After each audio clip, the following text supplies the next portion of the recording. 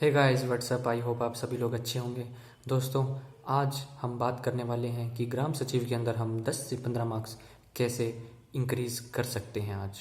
तो दोस्तों, सबसे पहली चीज़ तो मैं ये कहना चाहूँगा कि बहुत सारे क्वेश्चन होते हैं जो कि सॉल्व नहीं हो पाते हमसे, लेकिन उन क्वेश्चंस को हम अगर ऑप्शन से करें, पर्टिकुलरली मैथ्स और रीजनिंग के क्वेश्चन अगर हम उनके अंदर ऑप्शन पुट करके देखें तो वो ईजिली सॉल्व हो जाते हैं। तो दोस्तों, कई बार आप स्टक हो तो उन क्वेश्चन के अंदर अपने ऑप्शन होते हैं ABCD, उनको पुट करके देखें क्वेश्चन के अंदर और आपको आसानी से आंसर मिल जाएगा। ठीक है दोस्तों। और दूसरी बात ये होती है, कई बार ये होता है कि 90 मिनट होते हैं और आखिरी की 10 से 15 मिनट हमारा दिमाग थक चुका होता है और हम बिल्कुल ही स्लो हो जाते हैं और उसमें फिर उसके बाद क्या करते हैं, जैसे 7 क्वेश्चन रहते हैं तो फटाफट हम तुक्का मारने लग जाते हैं, सबका A कर देते हैं, सबका B कर देते हैं, सबका C या D।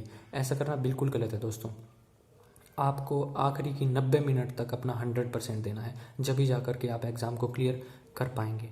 ठीक है, हार मानने की बिल्कुल भी ज़रूरत नहीं है, सिर्फ 90 ही मिनट अपना 100% देना है। और कोई भी क्वेश्चन करो तो उसको तुक्का कभी भी मत मारो, हमेशा एलिमिनेशन मेथड का यूज़ करो। जैसे कि मान लो 4 क्वेश्चन हैं, 4 ऑप्शन हैं, 4 ऑप्शन में से अगर आपको पता है कि हाँ ये 2 ऑप्शन तो हो ही नहीं सकते और कुछ लॉजिक लगा के आप तीसरा भी एलिमिनेट कर देंगे तो आप आसानी से अपना आंसर 100% ठीक कर पाएंगे। ठीक है दोस्तों। और एक बात बताना चाहूँगा, जैसे कि अब की बार ग्राम सचिव के अंदर जैसे कि मान लो 15 क्वेश्चन फील्ड से रिलेटेड है, जैसे कि आप ग्राम सचिव का पेपर देने जा रहे हैं या फिर कोई पटवारी का एग्ज़ाम देने जा रहे हैं तो उस फील्ड से आप ज़रूर पढ़ करके जाएं। लाइक बुक्स आप परचेज़ करें, ग्राम सचिव की बुक आती होगी कोई, और कोई भी बनती तो हैं ही बुक्स, उन बुक्स को परचेज़ करें। पटवारी के लिए स्पेशल बुक आती है, वो पढ़ें और जा करके एग्ज़ाम को दे करके आएँ। उसके अंदर आपको एडवांटेज ये रहेगी कि 15 से 20 क्वेश्चन आपके वहाँ से भी ठीक होने की हो सकती है प्रोबेबिलिटी। प्लस में दोस्तों, जैसे कि अगर आपका एग्ज़ाम लास्ट के डेज़ में है, जैसे कि मान लो लास्ट की शिफ्ट में है, जैसे आपकी बार 9 और 10 को ग्राम सचिव का एग्ज़ाम हुआ, 10 तारीख को एग्ज़ाम है ना आपका, तो आपको क्या करना चाहिए, पिछले वाले दिन के पेपर को उठाना चाहिए और पढ़ना चाहिए किस टॉपिक से चीज़ें पूछी जा रही हैं, और 100% अगले दिन उसी टॉपिक से कुछ और क्वेश्चन मिलते हैं। जैसे कि मान लो हिंदी के अंदर अब की बार 10 तारीख को रचयिता पूछे हुए थे, मैंने ग्राम सचिव का पेपर देखा तो उसके अंदर रचयिता पूछे हुए थे।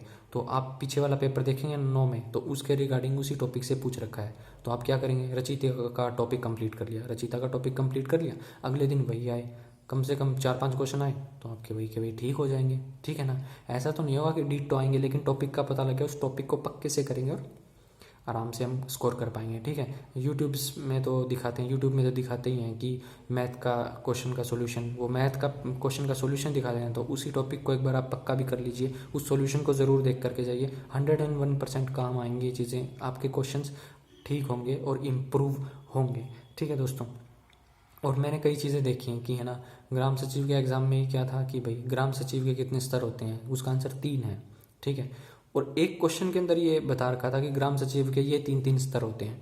तो क्वेश्चन और आंसर कहीं ना कहीं मैच होते हैं। अगर आप आराम से कर रहे हो ना, पेपर को देख रहे हो स्मार्टली तरीके से, तो आपको पेपर के अंदर ही आंसर मिल जाते हैं। आप आराम से देखिए। और कई बार क्या होता है, कई क्वेश्चनों में जैसे कि पोइट्स का आ गया तो 3 क्वेश्चनों में सेम पोइट का नाम है, तो आप ये चीज़ सोचिए कि 3 क्वेश्चनों में सेम पोइट का नाम है तो कोई ना कोई क्वेश्चन का आंसर तो एक पोइट होगा ही। अगर आपको तीनों के तीनों नहीं आते हैं तो ये स्मार्टली एक तरीके से आप ट्रिक लगा करके उस आंसर को टिक लगा रहे हैं। ऐसा नहीं है, तुक्का मत मारें, सोच समझ करके आंसर करें। ठीक है, एक बात। और एक दूसरी बात मैं बताता हूँ कि जैसे कि हम लोग अब एग्ज़ाम दे रहे हैं, अपना आराम से दे रहे हैं, लेकिन हम लोग कई बार क्या करते हैं, वर्ड्स को मिस कर देते हैं।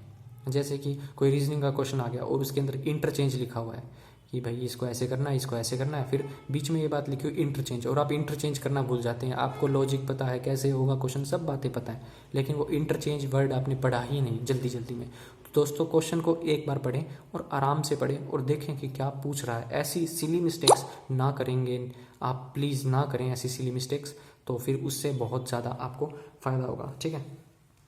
ओके दोस्तों हैं, और तुक्का ना मारें और क्वेश्चन के अंदर ही आंसर मिल जाएगा आपको। ये मेरे को 2-3 बातें आपको बतानी थी। और thank you so much for watching my videos. Thank you, keep supporting me. Thank you guys.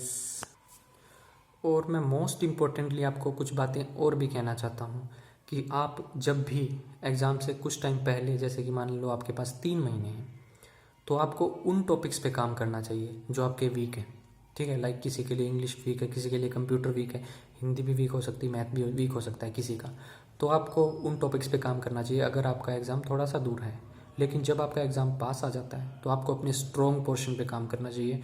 उन नोट्स को बार बार पढ़ना चाहिए जो आपने शॉर्ट नोट्स बना लिए हैं, ठीक है, उन चीज़ों के ऊपर काम करना चाहिए। और हाँ, सुबह जब भी आप पढ़ना स्टार्ट करते हैं तब सबसे पहले उसी टॉपिक को या उसी सब्जेक्ट को उठाएं जो आपके लिए टफ है। क्योंकि सबसे पहली बात ये है कि जब हम स्टार्टिंग में पढ़ना स्टार्ट करते हैं तो हमारी एनर्जी बहुत ज़्यादा हाई होती है। धीरे धीरे करके पढ़ के कुछ टाइम के बाद हमारी एनर्जी थोड़ी सी लो हो जाती है, जिसकी वजह से हमारा दिमाग थोड़ा सा काम करना बंद कर देता है।